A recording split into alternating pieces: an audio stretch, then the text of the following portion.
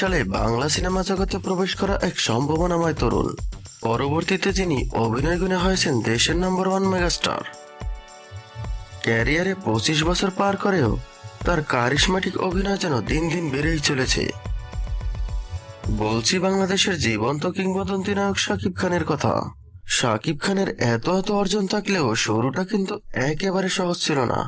বিশেষ করে তখন মান্না রিয়াজ ও ফেরদৌসের মতো নায়করা ছিল সুপারহিট। শাকিব খানের ক্যারিয়ার বদলে দেওয়া প্রথম সিনেমা হচ্ছে কোটি টাকার কাবিন। এই সিনেমায় শাকিব খান ও অপু বিশ্বাসের অনবদ্য অভিনয় দারুণভাবে দর্শকপ্রিয়তা অর্জন করে। এরপরে দাদিমা ও চাচ্চু সিনেমা সহ প্রায় ৭৪টির মতো সিনেমা উপহার দেন এই সফল জুটি।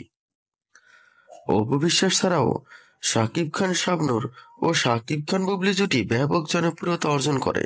পরে অবশ্য অপু ও বুবলির সাথে বিবাহ বন্ধনে আবদ্ধ হন এই নায়ক। শাকিব খানের বর্তমান অবস্থানের পেছনে শিকারী ও নবাব সিনেমার দারুণ প্রভাব রয়েছে।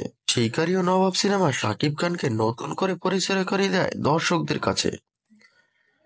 এরপরে পর্যায়ক্রমে প্রিয়তমা ও তুফান সিনেমায় অনবদ্য বিশ্বসেরা অভিনয়ের জন্য মেগাস্টার তকমা পান শাকিব খান। তুফান হতে অ্যাটিটিউড লাগে, চোখের দৃষ্টি লাগে।